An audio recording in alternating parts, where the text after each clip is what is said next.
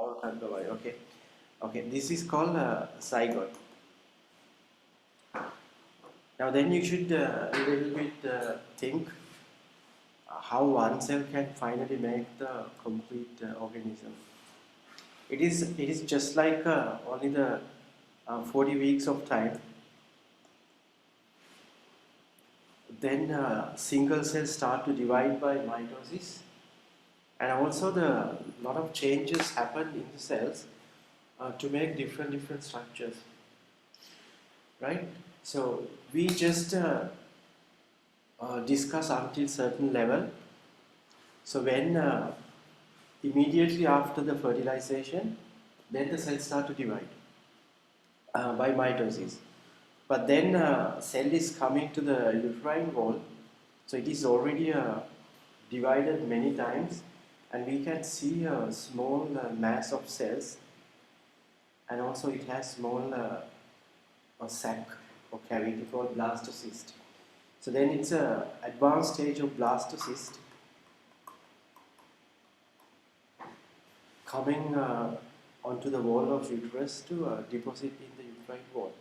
And certain stages like this, before making this cavity, it has a mass of cells like this. We call it modular stage. And then based on these stages, we mentioned stem cells. We discussed stem cells. Stem cells are undifferentiated cells, and it has capacity to divide continuously, no stopping. On the other hand, they can give a signal to other cells to differentiate. So then we discussed there are two types of stem cell at this stage. One is called totipotent stem cell, the first one. Totipotent stem cell can make any kind of cells. And the other one is called pluripotent stem cell. Pluripotent stem cell can also make any kind of cells except embryonic, extra embryonic cells, because some cells they differentiate into the placenta, and the placenta after differentiating into placenta they lack this ability. Hence, it called pluripotent stem cell. And also last week we learned why we need stem cells, what is the future of stem cells, and also we learn regulation and ethical issues of using stem cells. Once it becomes the adult or the child, then still there are some cells. They have the capacity of dividing continuously like stem cells. Example, bone marrow cells. So the bone marrow cells, one example, they can divide continuously, and they can make red blood cell and white blood cells. So they are adult stem cells. Right, today we have a new lesson. It's trying to understand how a single cell, which has the complete set of genes, and how it changed during the course of this differentiation into many different type of cells, and also how it produce organism with the different function of the body and different shapes of the body, right? Okay.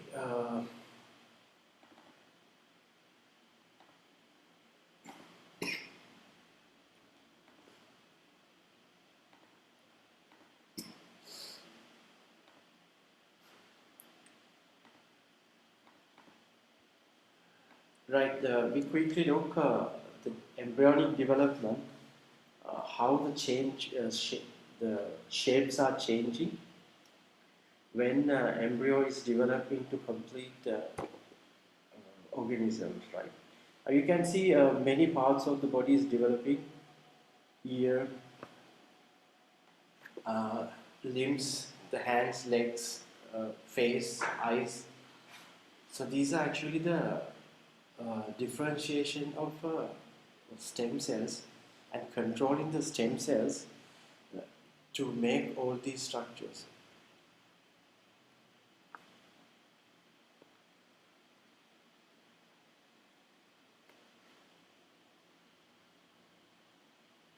and at one point embryo is live because all the cells are coordinating with each other and the function is restored, the life is coming to the organism.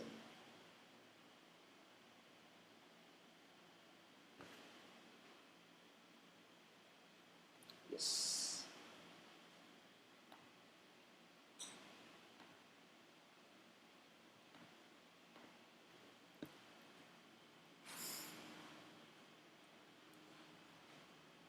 Okay, now we are focusing the lesson on the notes. At,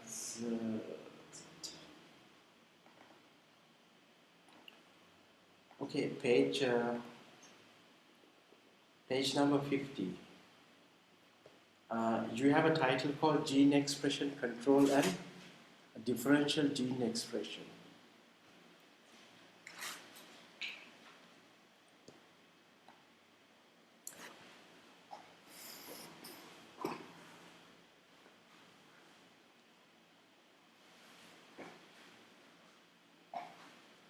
Now, before we go into learn the summary of this differential gene expression, we try to understand how a gene can make a protein and how it regulates, right? There's a one lesson coming after this.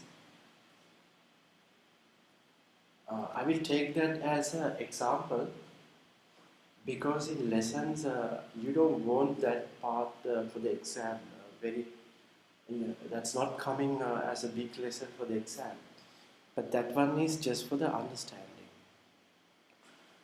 How we can understand that if uh, if there is a change in the environment, only that time that gene is expressed.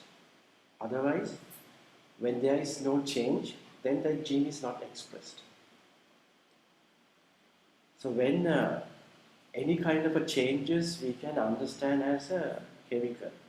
So far, a well-known thing is the chemical changes. If the chemical change, then there is a response from the cell. It can make it can express the gene to make a special protein.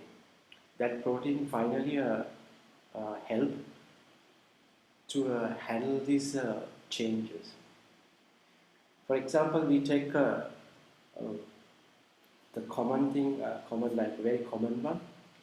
When a person consumes alcohol, uh, let's say the person is not consuming alcohol, the other person consuming alcohol, then the person consuming alcohol need a gene called alcohol dehydrogenase because this gene can metabolize alcohol.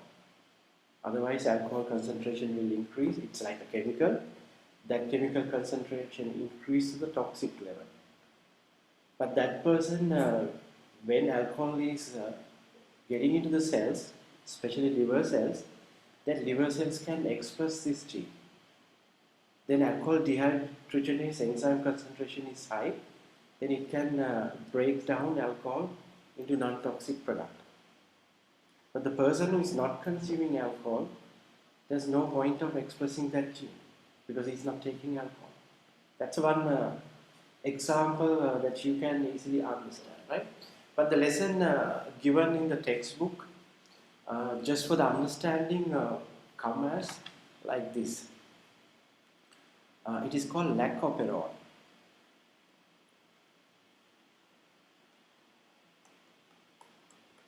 But I think this part only for your understanding of gene expression, but not to remember by heart all these things, right? Just get an understanding of gene expression.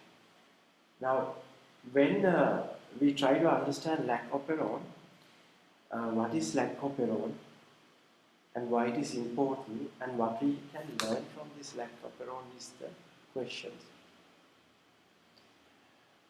I think base of this background of this lacoperon concept came from three scientists who were investigating the metabolism, the use of sugars by the bacteria called E. coli. So we have learned E. coli at Messelson and Stahl experiment. They use E. coli because E. coli used commonly for experiment. Okay, let's assume a very basic thing like this. Now, E. coli is a non-pathogenic bacteria. It cannot cause a disease, and sometimes the E. coli bacteria we can find in a human body. For example, digestive system. Because digestive system, there are a lot of bacteria. These bacteria are called commensal bacteria. They don't do any harm, but they are important for certain other things to human body, right? Now, they thought the original concept of this: if a baby only consumes milk, then the milk has milk sugar, lactose, right?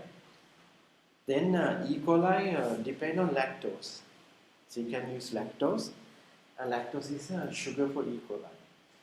But after that, the baby become an adult. Then food is starch. Basic food is starch, and then starch consists of alpha glucose. Then the E. coli changed to alpha glucose. So now E. coli do not use lactose. And they also thought if they want to use lactose, lactose should take into the cells, right? So, for example, we know that lactose molecule consists of glucose and galactose. Then there is a requirement for take this into the cells. Then they should have a special transport receptors because they have to maintain these transport receptors. That's the one thing. And then when they take this into the cell, the bacteria has to hydrolyze this lactose into glucose and galactose. Then after that, the galactose should also convert to glucose or other products. Then they can use after that. There is a set of procedure. The time they take this lactose and completely use as glucose. Then you can understand the bacteria has to make some kind of a proteins just to break this down, enzyme, and also they want to maintain this protein as a transporter.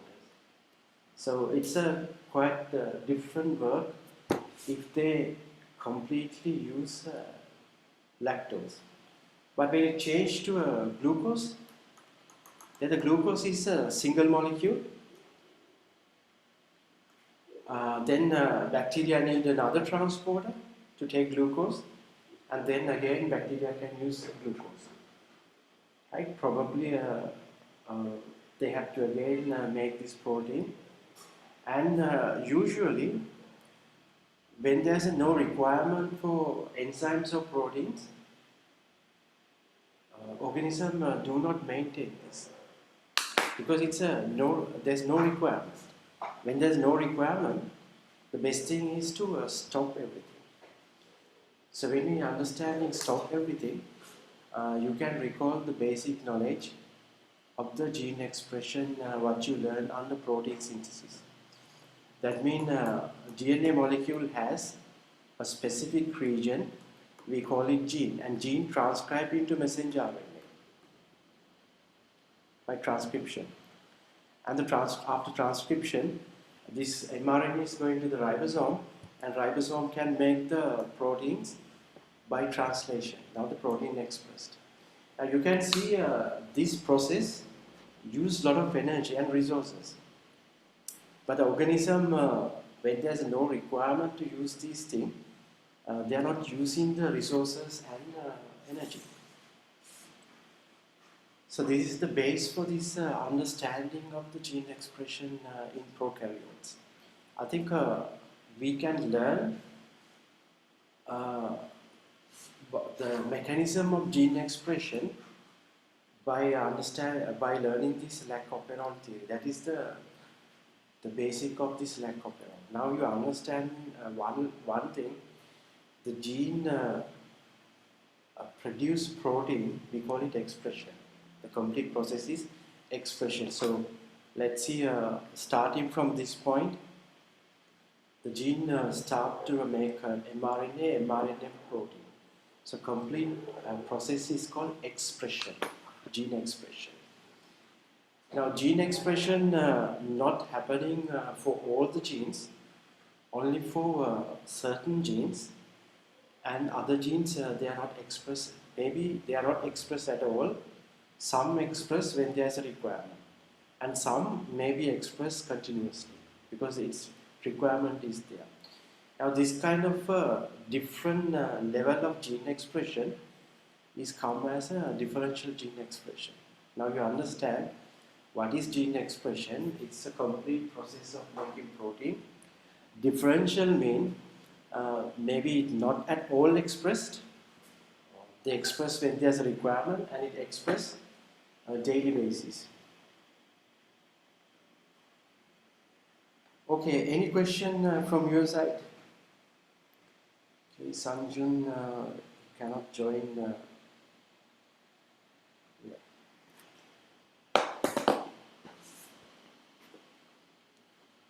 So, any questions? Does E. coli is used for insulin? E. coli is used for? Insulin. Yes. E. coli is a very well known bacteria, and the advantage is when we use E. coli, E. coli cannot cause disease. It's an unpathogenic. So most of the experiments, and also in biotechnology, industrial, so we're learning actually biotechnology unit 5, the last lessons. We can produce proteins by using E. coli. So human gene is transferred to E. coli, then the E. coli express human gene. Example, insulin. So insulin originally isolated from animals for the treatment for diabetes, but the problem is if we use insulin from cows or pigs, then large amount of cows and pigs we have to raise in the farms, and excess cows and maybe pigs and other animals give us so much of cholesterol and other things. People get more obese and they develop more diabetes. One, and other thing is they are not pure as a human proteins. There are small differences, and there are issues like religious issues, use of pig derived product by certain communities. So then scientists used the biotechnology. They isolated gene from human and then transfer to E. coli. Then E. coli express the protein, and this product is still using as a human for injections. Right now, in this lesson, differential gene expression, I think the summary you should understand. There is a stimulus, should be chemical mostly. There's a chemical stimulus. When the chemical stimulus presence or absence, this can regulate the gene expression. If the chemical is present, then gene expressed. If the chemical is absent, that gene is not expressed. There's a requirement to do that. Right? This is something like a understanding of the gene expression, because human has 20 to 25,000 genes. So they are not all expressed at the same time. For example, when we talk about insulin, insulin is produced by pancreatic cells. Then the pancreatic cell main function is to produce insulin. Then they are always busy with production of insulin.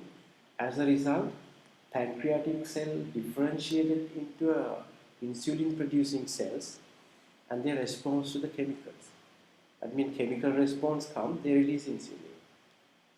So then gene production is, the protein production is very high. Okay, now the lactose and lactoferol theory is very good thing to understand this process by molecular level, right? So let's try to understand it like this.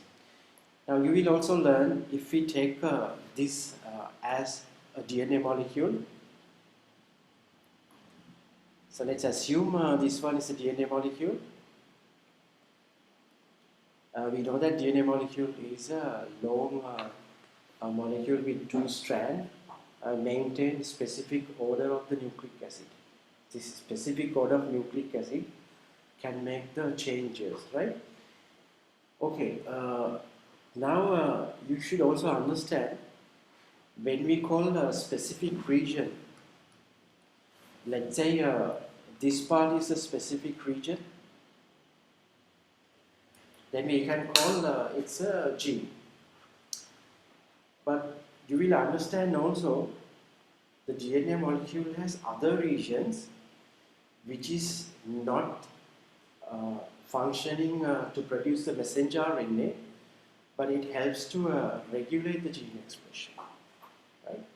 In the lactoferron, there are three genes: 1, 2, 3.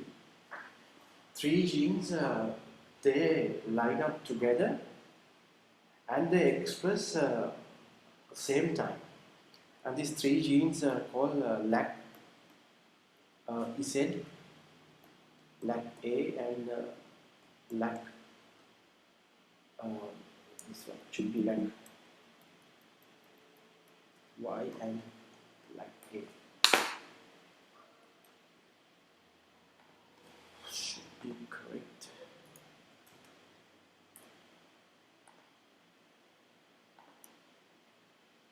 Yeah.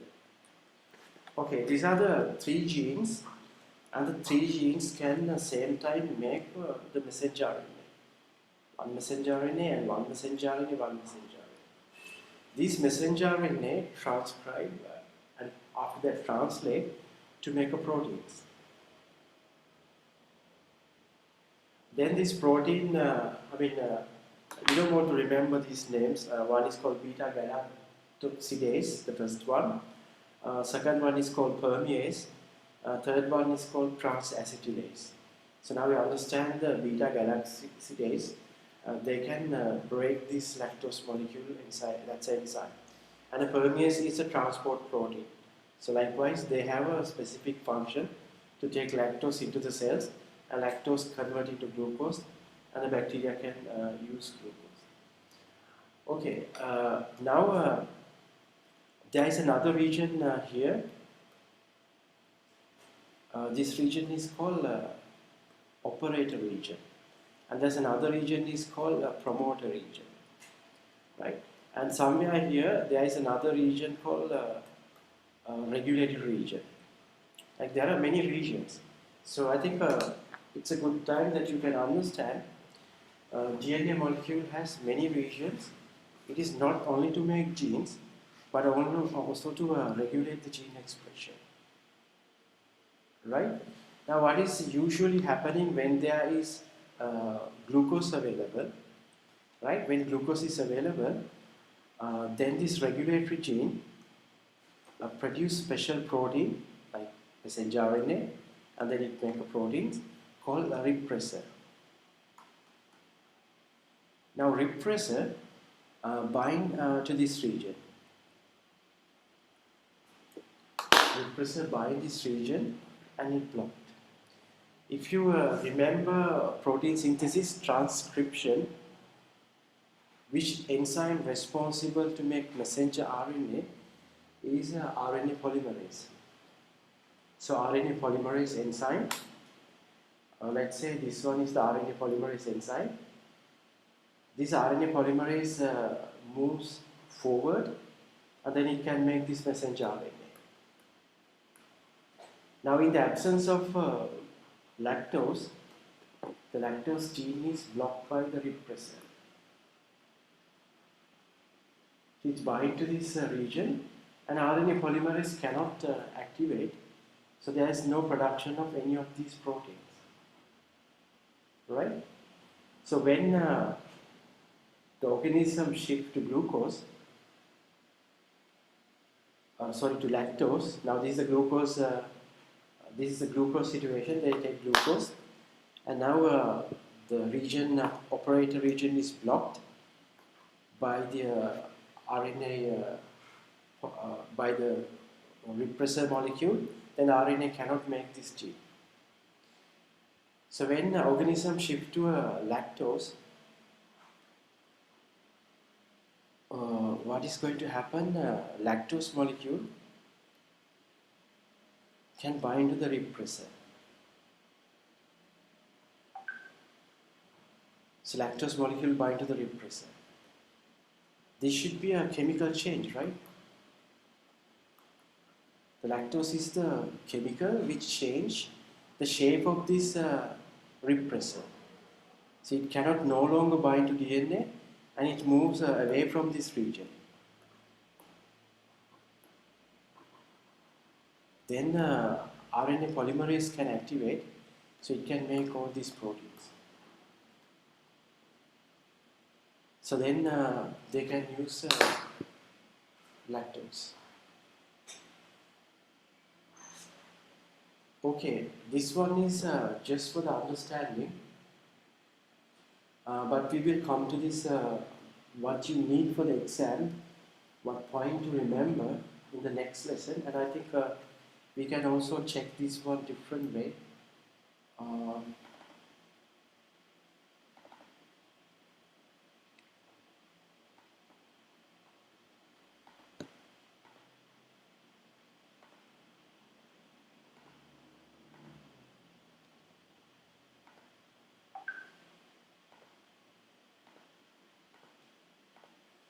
Okay, you see the same thing we can visualize in a different way.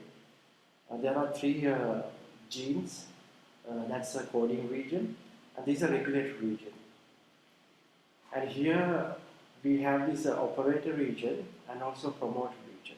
There are other things which leave them at the moment for understanding. We just go and see what is exactly happening, right? Now, promoter region is the place RNA polymerase binding, and the operator region responsible for the regulation of this gene expression. So these three genes, beta-glucosidase, permase, and transacetylase, express at the same time when in the presence of lactose.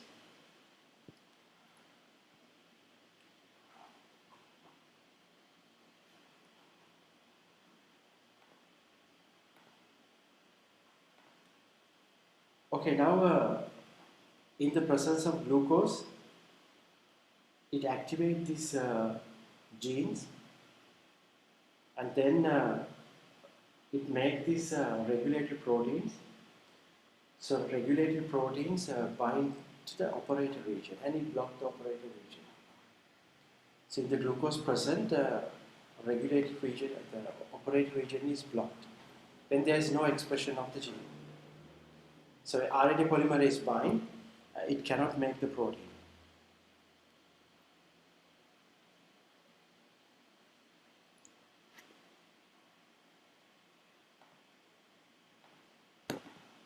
Okay, I think glucose absent, then if you can see it's not blocked anymore, and the RNA polymerase can make this gene. Okay, that's for this, and then next.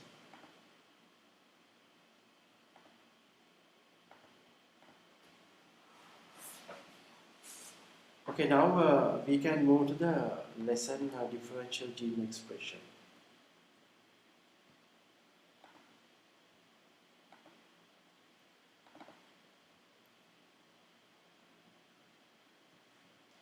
Right now, differential gene expression, what is important to include in the notes to record, we come to this. Let's assume this is a cell.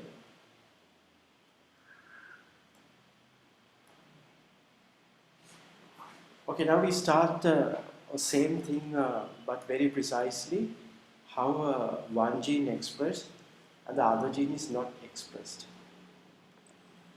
Let's assume this is a chemical stimulus. Right?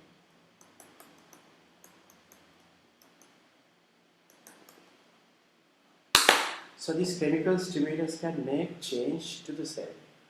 Right? And let's further understand this by making some kind of a thing. This chemical has specific binding site on this cell. Then this cell is responsible for this stimulus. Right?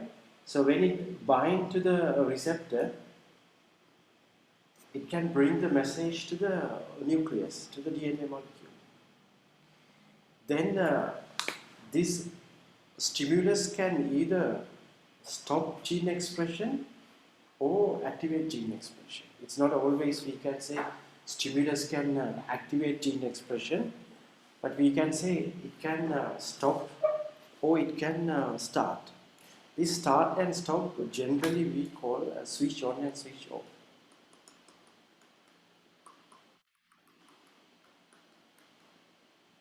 We use these two terms as a standard term. Activation of gene expression is called switch on.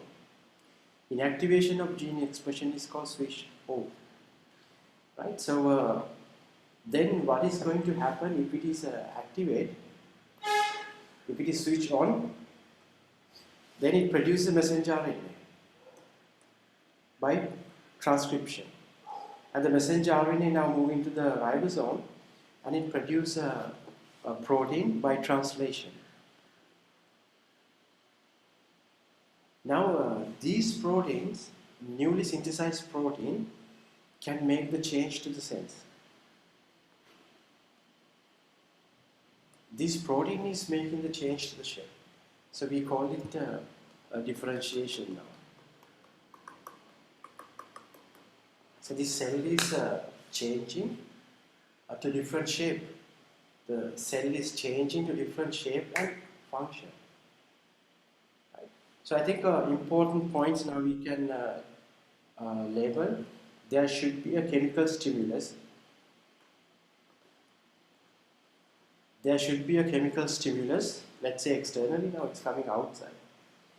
And the chemical stimulus responsible for switch on or switch off the genes. Then which goes a transcription of the DNA molecule into the messenger RNA, and then DNA molecule, a messenger RNA can make the proteins, and then a protein can make the permanent change, right?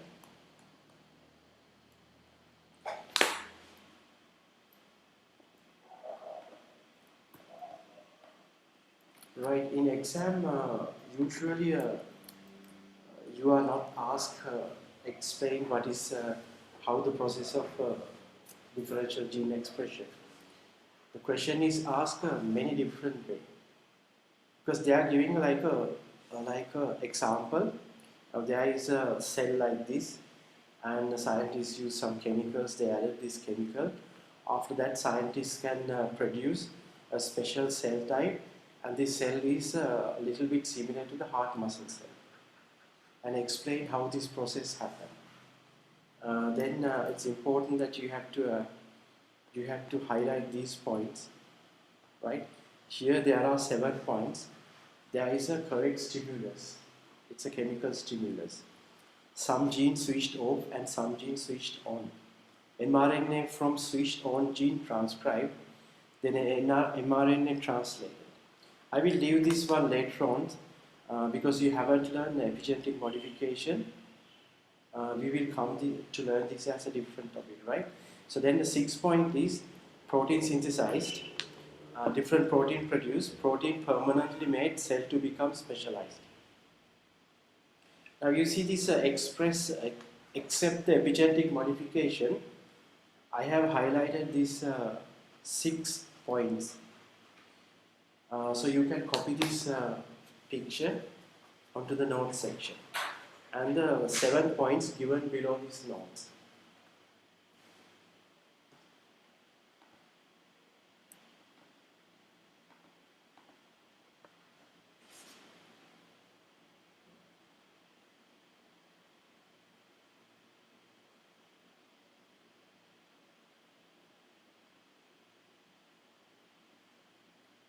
Okay, shall we join for the next session to copy this one? Then we can start, right? You can join again, right?